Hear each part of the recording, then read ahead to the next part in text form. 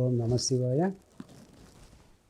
నిధయే సర్వవిద్యానాం భిషజే భవరోగిణాం గురవే సర్వలోకానాం దక్షిణామూర్తయే నమః. ఈశాన్య సర్వవిద్యానాం ఈశ్వర సర్వభూతానాం బ్రహ్మాధిపతిర్బ్రాహ్మణోధిపతి బ్రహ్మ శివోమే అస్తు సదాశివం. శివాయ గురవే నమః. ప్రేక్షకులకు శ్రీ విశ్వేవసు నామ సంవత్సర ఉగాది శుభాకాంక్షలు. ఇప్పుడు శ్రీ విశ్వేవసు నామ సంవత్సరంలో మన దేశ ప్రధాని నరేంద్ర మోడీ గారి జాతకం చర్చించుకుందాం. నరేంద్ర మోడీ గారు తులా లగ్నంలో పుట్టారు. ద్వితీయ స్థానంలో చంద్రుడు కుజుడు ఉన్నారు. పంచమ స్థానంలో గురుడు, షష్టమంలో రాహువు, ఏకాదశంలో శుక్రుడు శని ఉన్నారు. తర్వాత ద్వాదశంలో రవి బుధ కేతువులు ఉన్నారు.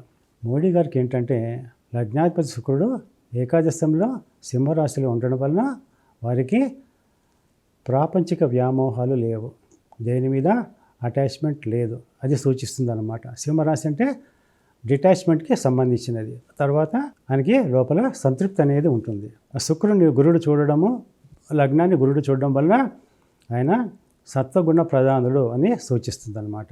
అలాంటి వాళ్ళు ఒడిదుడుకులకి లోను కారు, సమంగా ప్రవర్తిస్తారు, ఉద్రేకం ఉండదు, ఆవేశం ఉండదు. అలాంటి వారి వలన ఇతరులకు ఉపయోగం ఉంటుందని సూచిస్తుంది. అందుకే ఆయన వల్ల దేశానికి మేలు కలుగుతోంది. తర్వాత ఇప్పుడు ఆయనకి నడిచేది కుజ మహాదశలో గురు అంతర్దశ. ఏప్రిల్ 4వ తేదీ నుంచి శని అంతర్దశ మొదలవుతుంది. అది ఒక సంవత్సరం పైన ఒక నెల ఉంటుంది.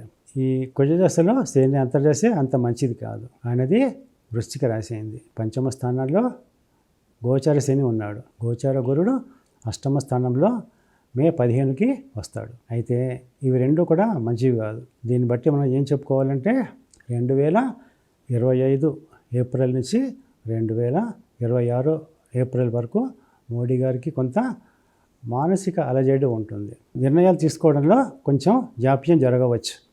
తర్వాత ఆయనకి ఇతరులతోటి మనస్పర్ధలు వచ్చే అవకాశం ఉంది. తర్వాత ఉదర వ్యాధి వచ్చే అవకాశం ఉంది. కానీ 2026 మే నుంచి ఒక సంవత్సరం పాటు ఆయనకి చాలా బాగుంటుంది. 2027లో మాత్రమే ఆయనకి పెద్ద మార్పులు సూచింపబడ్డాయి. మొత్తం మీద 2025, 26 మోడీ గారికి చాలా బాగుందని చెప్పాలి. ఆయన దైవానుగ్రహం ఉన్న మనిషి కాబట్టి ఎలాంటి ఆపదలు వచ్చినా కూడా వాటిని అధిగమించడం జరుగుతుంది.